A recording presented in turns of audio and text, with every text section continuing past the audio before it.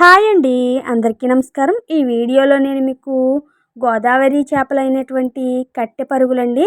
మేమైతే కట్ట చేపలు అని పిలుస్తాం. ఈ కట్టె పరుగులు మామిడికాయతో పులుసు అయితే పెట్టానండి. టేస్ట్ చాలా బాగుంటుంది.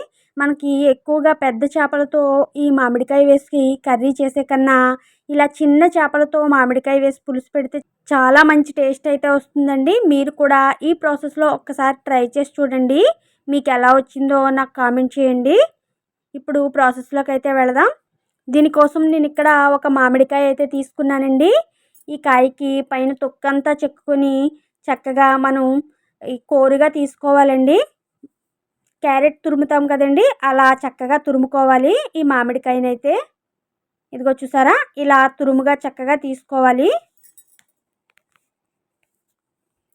ఇక్కడ మామిడి తురుము అయితే రెడీ అయింది నాకు. ఈ మామిడి తురుమునైతే ఒక పక్కన పెట్టుకుంటాను. ఇక్కడ నేను చేపలైతే తీసుకున్నానండి. ఇవిగో చూసారా, కట్టె పరుగులనైతే వీటిని శుభ్రంగా క్లీన్ చేయాలి. క్లీన్ చేసిన తర్వాత మీకు నేను మళ్ళీ చూపిస్తానండి.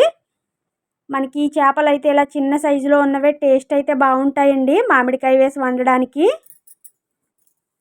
ఈ చేపలను అయితే ఇలా శుభ్రంగా నీట్గా క్లీన్ చేసుకున్నాను. నేను రాళ్ళ ఉప్పు వేసుకుని చక్కగా తోముకున్నాను. ఇప్పుడు ఒక మిక్సీ జార్ తీసుకొని ఒక 2 ఉల్లిపాయలని ఇలా మిక్సీ పట్టండి మెత్తని పేస్ట్గా. స్టవ్ పై ఒక కళాయి పెట్టుకోవాలి. ఇందులో కొద్దిగా ఆయిల్ వేయండి. ఒక 5 నుంచి 6 స్పూన్ల వరకు ఆయిల్ అయితే వేసుకోవాలి. మనకి చేపల పులుసులోకి అయితే ఆయిల్ ఎక్కువే పడుతుంది. ఇందులో 4 పచ్చిమిర్చిని ఇలా చీలికలుగా తీసుకుని వేసుకోండి. తర్వాత కొద్దిగా కరివేపాకు వేసుకోవాలి. మనం రెడీగా పెట్టుకున్న ఉల్లిపాయ ముద్దను కూడా ఇందులో వేసుకొని చక్కగా వేయించాలి. ఇందులోనే కొద్దిగా పసుపు వేయండి. రుచికి సరిపడా సాల్ట్ కానీ రాళ్ళ ఉప్పు కానీ మీ దగ్గర ఏది ఉంటే అది వేసుకోండి. వేసుకొని చక్కగా ఎర్రగా వచ్చేంత వరకు ఇలా వేయించాలి. ఈ ఉల్లిపాయ ముద్ద కొంచెం వేగిన తర్వాత 1 స్పూన్ అల్లం వెల్లుల్లి పేస్ట్ వేయండి. వేసి పచ్చివాసన పోయేంత వరకు వేయించాలి. ఇది కూడా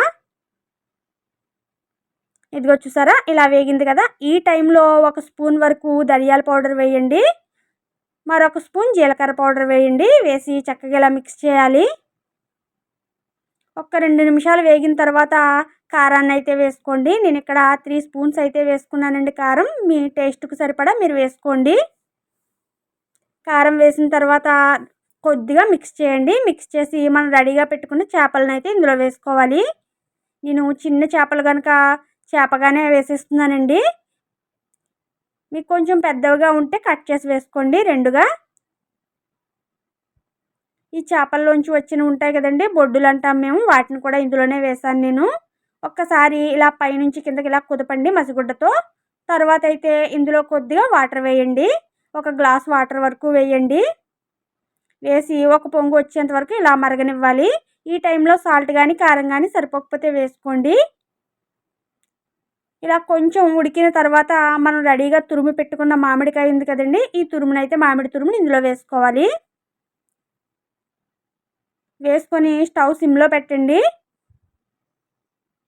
స్టవ్ సిమ్లో పెట్టి ఒక్క 5 నిమిషాలు అయితే చక్కగా ఉడికించాలి మూత పెట్టి.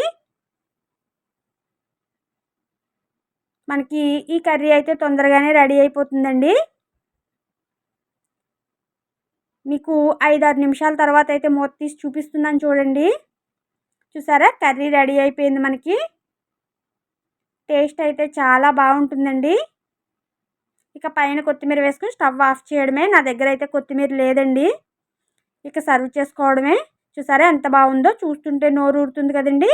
ఓకేనండి, ఈ వీడియోని నేను ఎంతటితో క్లోజ్ చేస్తున్నాను. ఈ రెసిపీ కనుక మీకు నచ్చినట్లయితే తప్పకుండా లైక్ చేసి షేర్ చేసి సబ్స్క్రైబ్ చేయండి. కొత్త వాళ్ళు ఎవరైనా ఈ ఛానల్ ఫస్ట్ టైం చూస్తే కనుక 2-3 వీడియోలు చూడండి. మీకు నచ్చినట్లయితే తప్పకుండా లైక్ చేసి షేర్ చేసి సబ్స్క్రైబ్ చేయండి. మీరు కూడా ఒక్కసారి అయితే ట్రై చేయండి. ఓకేనండి, బాయ్.